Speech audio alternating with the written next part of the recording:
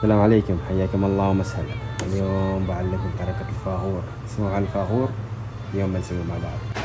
ايش هو الفاغور؟ الفاغور هو عبارة عن بسر اي نخلة، بس يفضل النخل اللي شوية سويت اكثر، فيه سكر زيادة.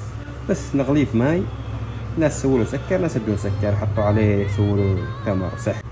نجيب ماي، نحط البسر داخل الماي وننتظره لحد ما يغلي. اول ما يغلي البسر نشيل الريم اللي يطلع فوق ونشوف الخطوه اللي بعدها. خلاص الحين بدا يغلي. الحين طلعنا الشوايب منه. ناس يحطوا سكر في هذه المرحله، انا ما احب سكر، انا ارمي تمر. اطبخوا الحين تقريبا لحد ما تشوف تبدا البسره تستوي.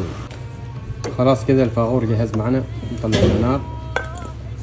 طبعا كما قلت لكم اللي يبى سكر يزيد سكر عادي، انا ما سويت له سكر، سويت له تمر. وهذا الفاغور صار جاهز خلاص. طبعا خليه لحد ما ناس يجففوه ويطحنوه ويستخدموه مثل السكر، وناس ياكلوه كذا، وناس يسووه مثل العصير بعد ما يجف. نجرب واحدة نذوقها. يا سلام، سكري صراحة لأقصى درجة. جاي من قدام، بدون سكر أفضل طبعا.